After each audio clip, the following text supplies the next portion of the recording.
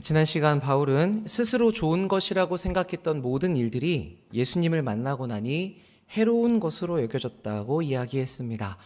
캄캄하고 바람이 많이 부는 세상에서 내가 피워내는 이 촛불 하나를 간직하려고 최선을 다해 살았는데 갑자기 예수님이라는 이 밝은 태양을 만나고 나니까 이게 별 의미가 없구나 라는 것을 깨닫게 되었던 것이죠. 우리는 다 이 말에 동의합니다. 문제는 우리가 대부분의 시간을 이것을 잊은 채로 살기가 쉽고 또 기억한다고 하더라도 정말 예수님 외에는 모든 것을 다 가치 없다고 여기지 않는다는 부분에 있죠. 그래서 우리는 예수님 외에는 모든 것은 손해와 같다는 이 말씀으로 우리의 현재의 상태를 자주 또 깊이 묵상할 필요가 있습니다. 정말 나는 그렇게 예수님 한 분만을 다른 것과는 견줄 수 없는 가장 귀한 것으로 여기고 살아가는가?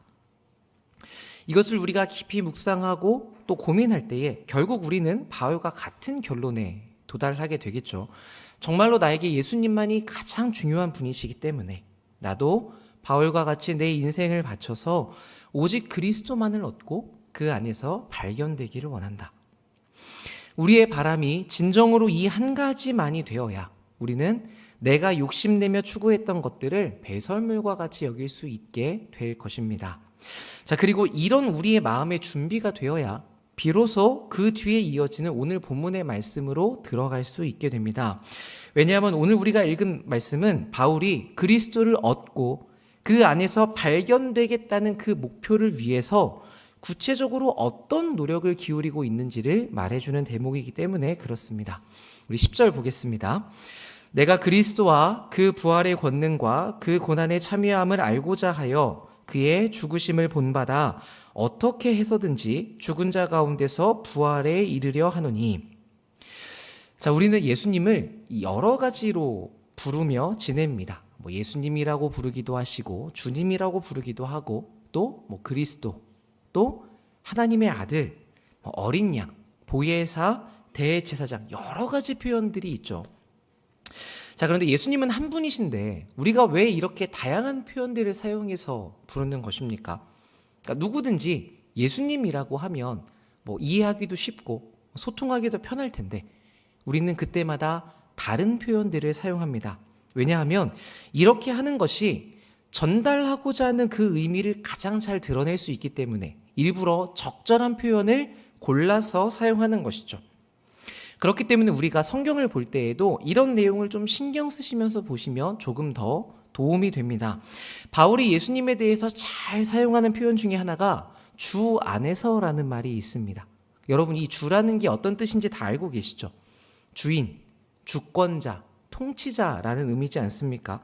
그러니까 바울이 일부러 주 안에서라는 표현을 쓸 때는 지금 주권자인 하나님의 통치 안에서 라는 의미를 강조하고 있다는 것을 알 수 있습니다.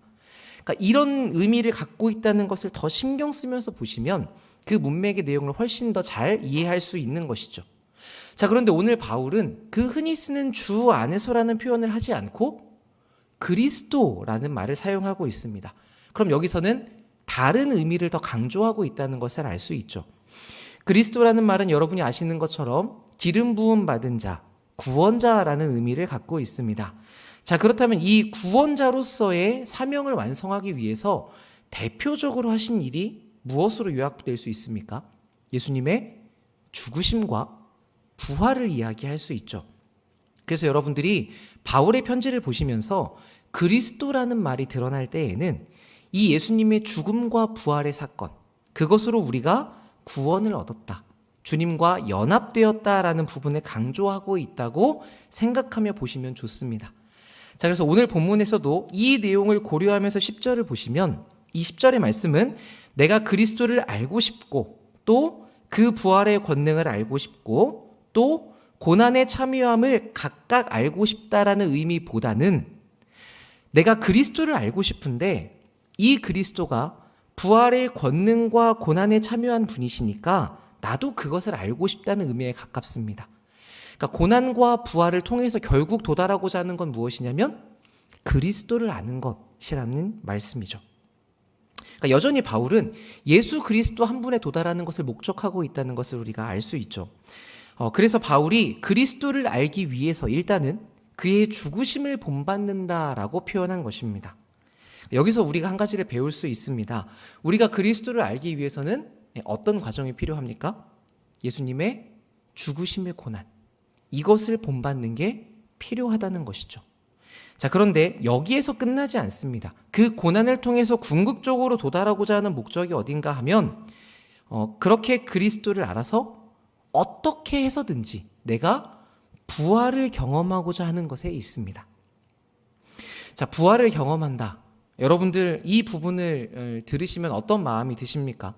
나도 빨리 그 부활을 경험하고 싶다라고 생각하시는 분도 있으실 것이고, 또 때로는 나도 죽으면 어차피 부활할 건데 뭐 그렇게 빨리 경험할 필요가 있나 라고 생각하시는 분도 있으신 것 같습니다.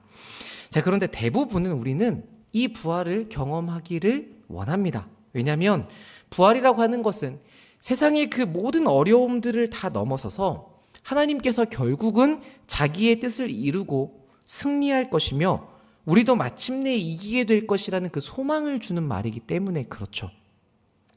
그 부활이 우리에게 있기 때문에 우리는 지금의 부족함이나 실패나 불완전함에도 불구하고 우리가 낙심하거나 낭망하지 않고 실패를 두려워하지 않고 죽음을 겁낼 수 있게 됩니다.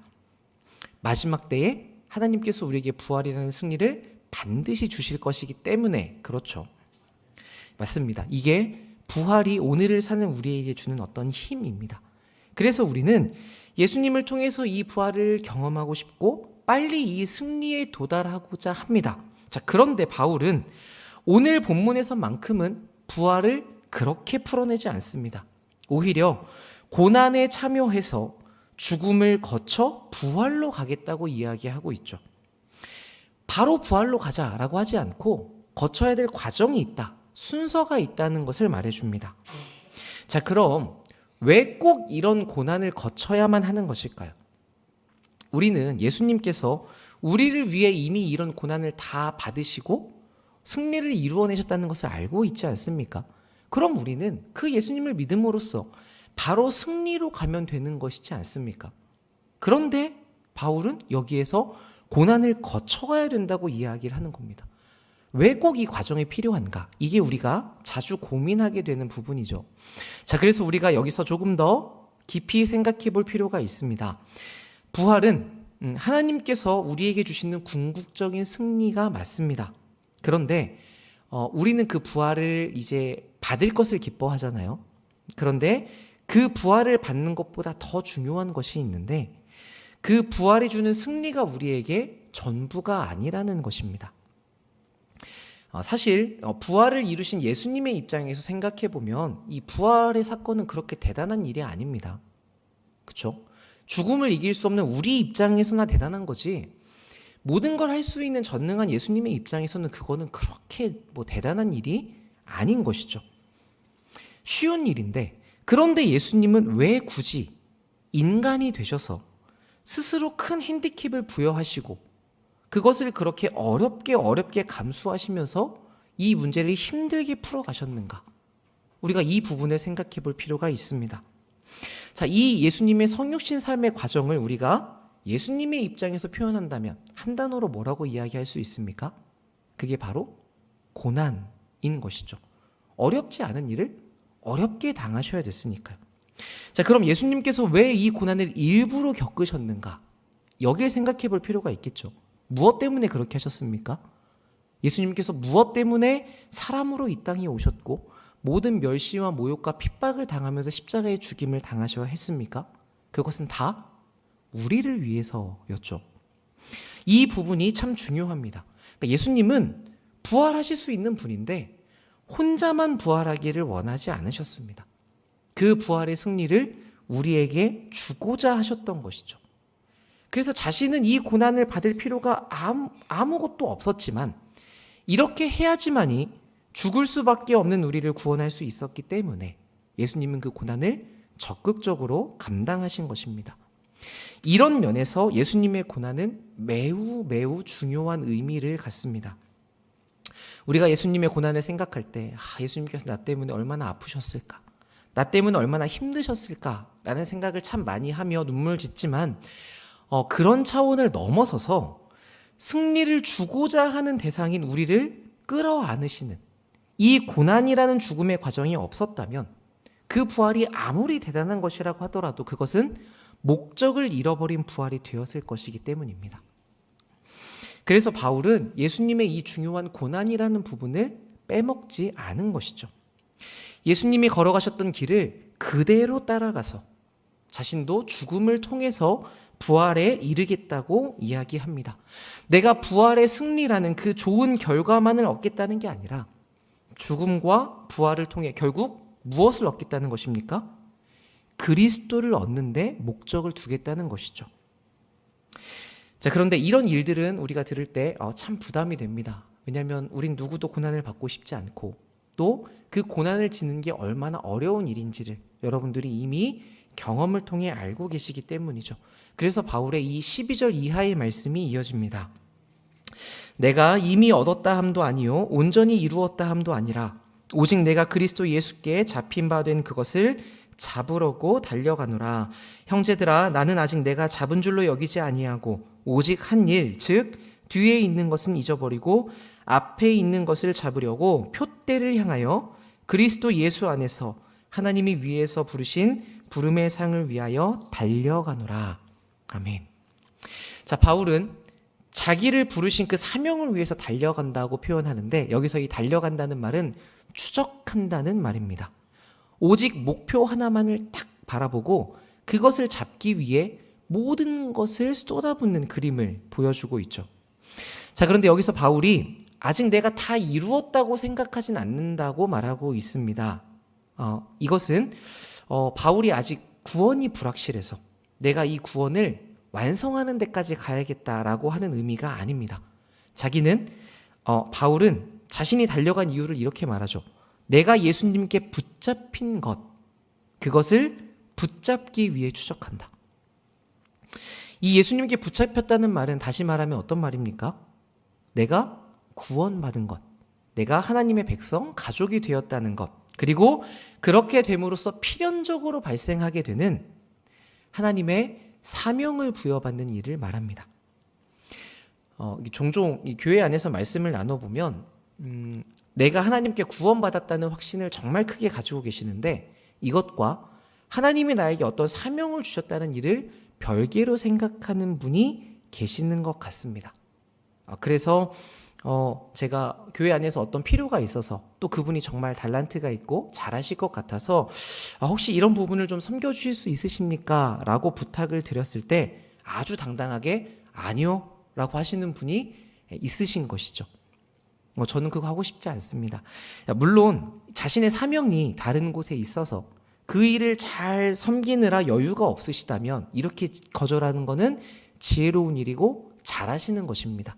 분산되지 않게 하는 것도 필요하니까요. 그런데 아무것도 섬기지 않고 가끔씩 교회에 오시는데 안 한다는 말로 단칼에 거절을 하신다면 이거는 좀 문제가 되는 부분이죠. 근데 왜 일하지 않으십니까? 교회에 다니시면 같이 일을 해주셔야죠. 이게 문제라는 말씀이 아니라 자기가 교회 안에서 또는 자신의 인생에 어떤 사명을 가지고 있는지를 모른다는 점에서 문제가 됩니다. 내가 구원은 받았지만 사명은 없다라고 이야기한다면 이것만큼 모순되는 일이 없습니다. 우리가 구원을 받았다는 건 영적인 생명을 얻었고 하나님의 자녀가 되었다는 말이죠. 근데 그것과 동시에 이것은 이 사람이 예수의 제자가 되었으며 하나님께서 주시는 사명을 감당하는 사명자가 되었다는 말입니다. 방금 제가 나열한 말 중에서 어느 것도 분리할 수 있는 영역은 없습니다. 다 동시에 일어나는 것이죠. 그래서 주님의 교회는 여러분들이 모두 다 사명자이시고 모두 다 사역자이시고 모두 다 봉사자이십니다. 다만 각자의 역할이 다른 것이죠. 자, 바울의 사명을 특정지어 보자면 이 사람은 이방인에게 복음 전하는 것을 자기의 사명으로 여겼습니다. 이것은 자신의 인생이 죽은 영혼들을 끌어안는 삶으로 부름받았다는 것을 분명하게 알고 있었다는 말이 됩니다. 그래서 자기가 살아있는 시간 안에는 한 명이라도 더 붙들기 위해서 이 사명을 위해 달려가고 있다라고 이야기하는 것이죠. 자기가 그렇게 내딛는 걸음이 낮은 곳이었다면 낮은 곳에 있는 영혼들을 만나는 것이고, 지금 바울이 빌립보서를 쓰는 것처럼 자신이 있는 상황이 감옥에 갇힌 것이었다면 바울은 감옥에 있는 영혼들을 만난 것입니다. 억울한 곳으로 간다 하더라도 거기에 있는 억울한 사람을 위해서 하나님께서 나를 보내신 줄을 알고 있다라는 것과 같은 말이죠. 그러니까 이렇게 자기가 있는 모든 순간을 자기가 받은 사명과 연결지어 생각하는 것, 우리에게도 이런 사명관, 인생관이 필요합니다. 하나님께서 여러분을 오늘 이 땅 가운데 두셨다면 오늘 만날 사람들에게 여러분들을 보내시는 것입니다. 그게 단지 새로운 얼굴이 아닙니다. 우리가 아침에 눈을 떠서 만나는 가족들, 우리가 교회에 나와서 만나는 지체들, 이런 사람들을 만나게 하시려고 오늘의 나를 이곳에 보내신 것이죠. 바울은 이 보내심을 알고 있었고 거기에 내 인생을 바치겠다고 집중하고 있었기 때문에 뒤에 했던 일들은 다 잊어버리고 앞을 향해서 나아간다고 이야기합니다. 어떤 한 목표를 추적하는 사람이 열심히 쫓다가 지금까지 내가 얼마나 잘했는가, 얼마나 잘 왔는가를 살피려고 뒤를 돌아본다면 그 순간 목표를 놓치지 않겠습니까? 그래서 바울은 자기가 지금까지 얼마나 했는지는 신경 쓰지 않고 오직 주님께서 보내시는 곳으로 오늘 한 걸음을 나아가며 한 영혼을 더 만나기에 힘썼다고 하는 것이죠. 그래서 16절에서 뭐라고 이야기합니까? 우리가 어디까지 이르렀든지, 여러분들이 지금까지 얼마나 헌신했고 얼마나 수고했고 얼마나 이 사명에 집중했던지 간에 지금도 역시나 그대로 행하라는 것입니다. 그 목표를 향하여, 그리스도를 향하여 나아가는 일을 멈추지 말라는 것이죠. 그렇게 함으로써 바울은 예수님께서 고난으로 우리를 부활 가운데 끌어들이셨던 것과 같이 자신도 이 고난에 참여하며 다른 사람들을 부활로 이끌고 있었던 것입니다. 아마 제 생각에 이 일은 바울의 인생의 목표가 어떤 세상적인 성공이나 편안함에 있지 않았기 때문에, 그리스도를 아는 것을 최고의 목표로 삼았기 때문에 가능했던 것으로 보입니다. 바울은 그리스도를 알기 위해서 예수님께서 사셨던 것처럼 살려고 노력했습니다. 우리 직접 해보지 않고는 확실하게 알 수 있는 것은 없죠. 요리도 내가 하면 얼마든지 잘할 수 있어 라고 제가 정말 많이 이야기하는데, 그런데 제가 직접 해보면 그것과는 또 다른 일이지 않습니까? 마찬가지로 바울도 그래서 예수님이 어떤 분인지를 알기 위해서 예수님의 삶을 그대로 경험하고자 노력했죠. 그래서 그리스도께서 계실 만한 곳에 섰고 그리스도께서 하실 만한 일을 했습니다.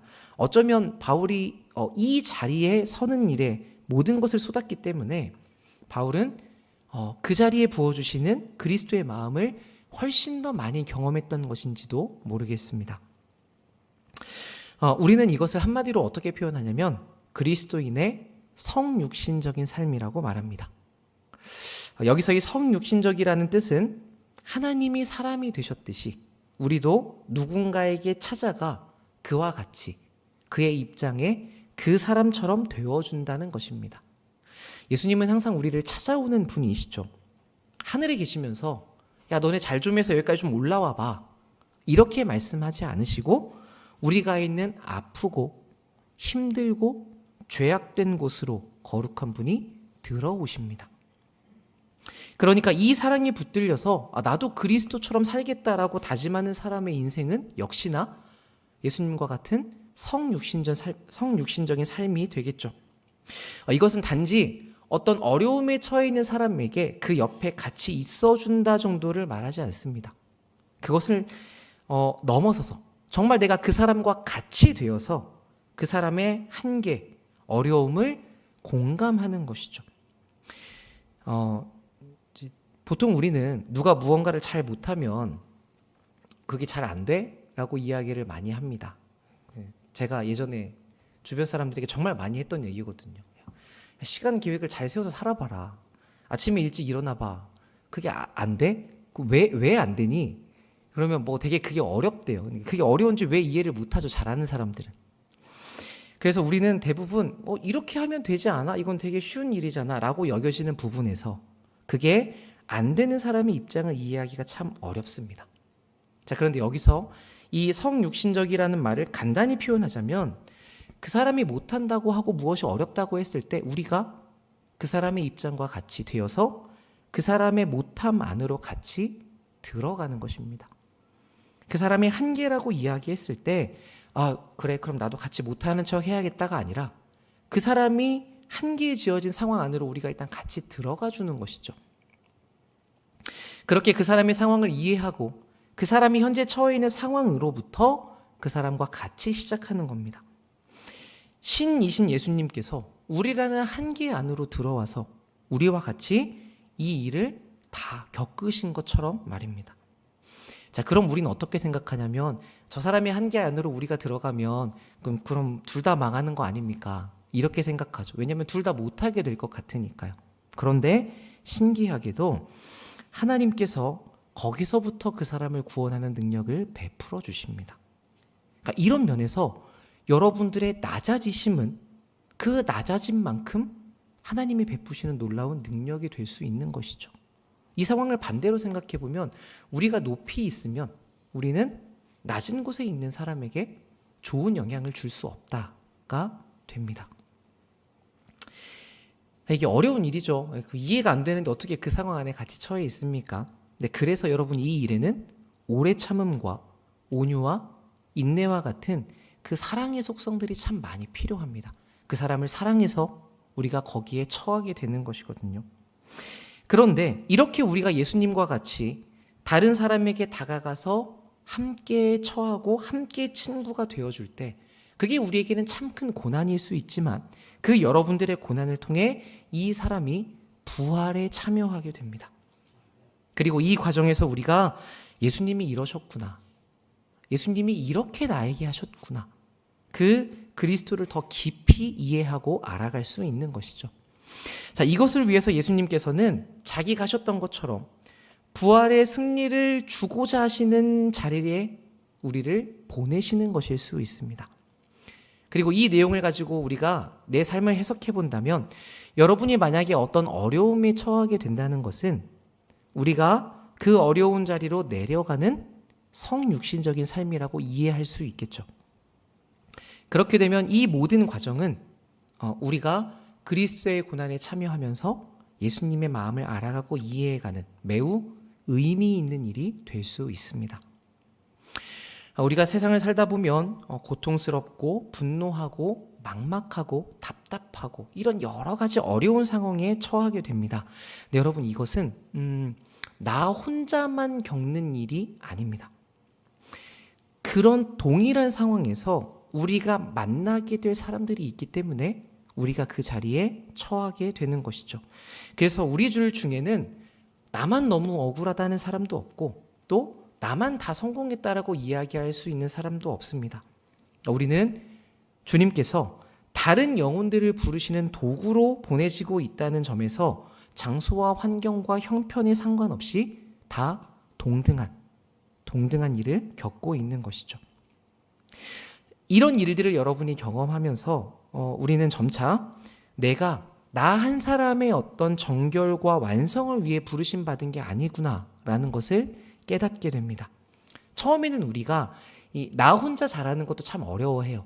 내가 정말 하나님 앞에서 거룩하게 살아봐야겠다. 그래서 점차 우리의 신앙생활이 어디로 가냐면 내가 흠없이 사는 것에 집중이 됩니다. 그런데 하나님은 거기서 우리를 더 어디까지 이끌어 가시냐면 그 삶에 내 주변의 이웃들을 담아가는 것으로 우리를 인도해 가시죠. 우리가 겪는 이해할 수 없는 일, 설명할 수 없는 일들은 이것을 가능하게 만드는 재료들이 됩니다. 여러 굴곡된 인생의 방향들을 거치면서 우리는 다양한 경험들을 하고 그만큼 다양한 경험 안에 처해 있는 사람들을 품을 수 있는 그런 위대한 존재로 성숙해 가죠. 얼마나 많은 사람과 현실에 대한 이해와 깊이를 가지느냐가 이 부활신앙에 담아낼 수 있는 그런 깊이와 넓이를 결정하기 때문인 것 같습니다. 그러니 여러분, 제가 오늘 여러분들에게 드리고자 하는 한마디의 말씀은 내가 흠없이 사는 것, 내가 하나님 앞에서 올바로 서는 것, 이것만을 신앙의 최고의 목표로 여기지 않으셨으면 좋겠습니다. 이렇게 나만 흠이 없는 사람이 되려고 하면 우리는 우리를 뭔가 부정하게 만드는 상황들을 피하려고 하게 되거든요. 까마귀 노는 곳에 백로는 가지 않으려고 합니다. 근데 이게 성경에서 누구에 대한 표현이냐면 바리새인들을 지칭하는 이야기죠. 오해받는 것이 두려워서 죄인들이 힘들어하는 그 상황 안으로 들어가기보다는 자신을 지키기 위해 물러섭니다. 그런데 우리 예수님은 어떠셨습니까? 그 오해를 기꺼이 받아내신 분이죠. 죄인들 사이로 들어가셨으니까. 죄인들의 친구가 되어주셨으니까. 그래서 많은 사람들에게 예수님은 오히려 죄인이라고 여김을 받았습니다. 그래서 예수님이 십자가에 달리실 때 모든 사람들이, 한 사람도 예외가 없이 모든 사람들이 저 사람은 자기 죄 때문에 죽게 되었다라고 이야기했죠. 그 누구도 우리를 위해 수치를 당하셨다고 생각하지 않았습니다. 그런데 이 십자가의 죽음이 놀라운 것은 고난을 당하고 수치를 당하면서 예수님이 억울하게 죽으셨음에도 불구하고 예수님은 스스로 자신의 억울함을 한 번도 드러낸 적이 없으셨다는 것이죠. 이사야가 그것을 이렇게 기록하지 않습니까? 그가 곤욕을 당하여 괴로울 때에도 그의 입을 열지 아니하였으며 마치 도수장으로 끌려가는 어린 양과 털 깎는 자 앞에서 잠잠한 양같이 그의 입을 열지 아니하였도다. 거룩한 분이 죄인으로부터 정죄를 받고 창조주가 피조물에게 조롱을 당하는데, 그런데도 주님은 억울해하지 않으셨습니다. 왜냐하면 이 사건이 죽음의 자리에 있는 우리를 안아서 부활의 승리로 끌고 가는데 필요하다는 것을 알고 계셨기 때문입니다. 자, 그렇다면 우리도 다른 사람들에게 내가 흠없게 보이려고 하는 것은 그렇게 중요한 일이 아니라는 것을 생각해 볼 수 있죠. 오히려 성경은 우리에게 그리스도를 따라 누가 더 많은 사람을 품을 수 있느냐, 누가 더 죄인들의 자리로 찾아갈 수 있느냐를 묻습니다. 우리는 내가 뛰어난 믿음을 가진 신앙인이 되고 싶은 마음들을 다 가지고 있습니다.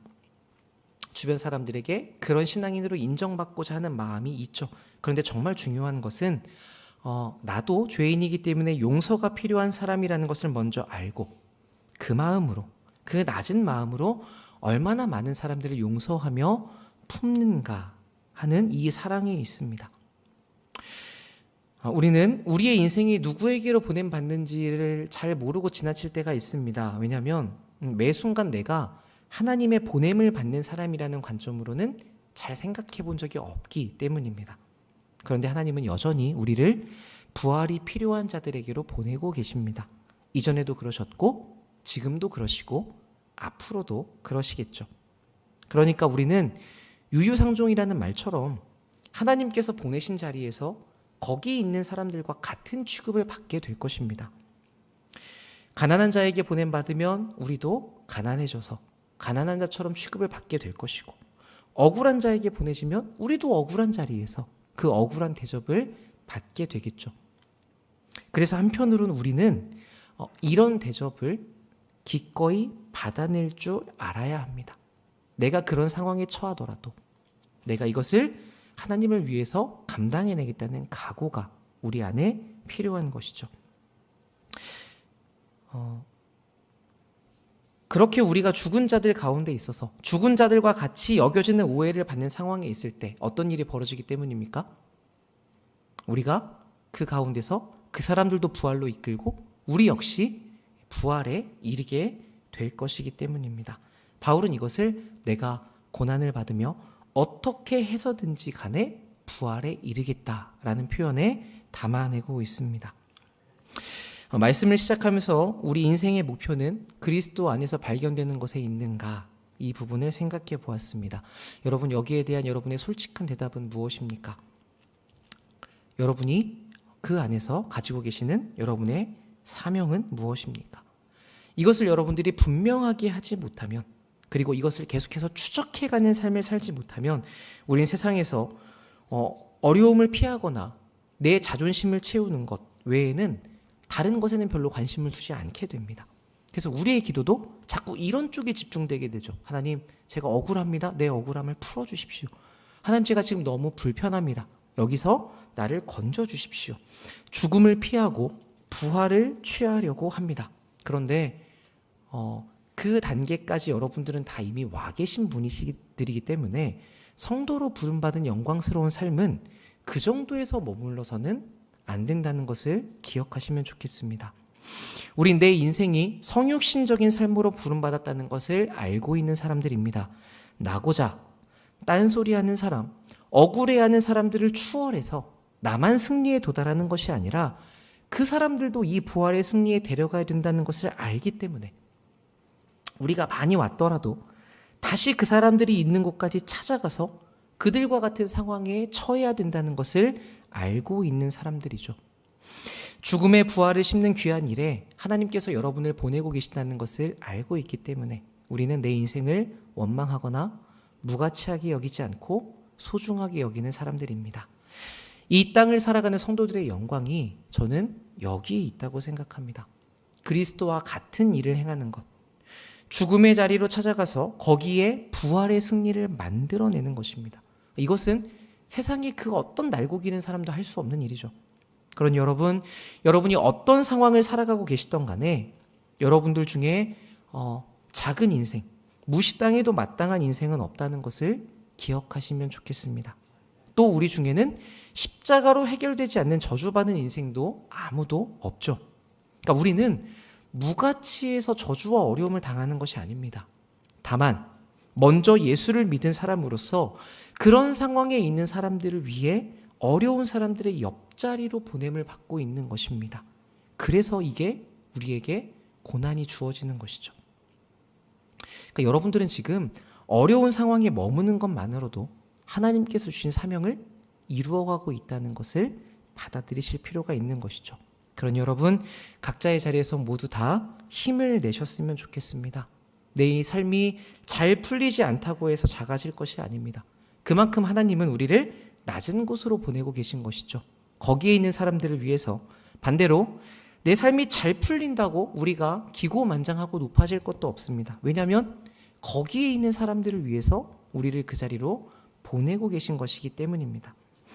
여러분 이것을 이해하시고 어디서든 우리와 함께 하시는 주님으로 인해서 마음의 힘을 얻으시고 어떻게 해서든지 간에 예수의 죽음을 본받으려 하는 우리가 얼마나 위대한 존재인지, 여러분이 세상은 설명할 수 없는 얼마나 신비한 인생을 살아가고 있는지, 여러분이 지금 있는 그 자리에서 얼마나 영광스러운 일을 감당하고 있는 것인지를 발견하면서 오는 감사와 기쁨이 있으시기를 바랍니다. 그래서 이 자리에 모든 분들이 우리 한몸된 서울 남부교회 전체가 고난을 통해서 어떻게 해서든지 간에 부활에 이르는 그 그리스도에 참여하는 놀라운 복을 이루시기를 우리 주 예수님의 이름으로 축복합니다. 아멘.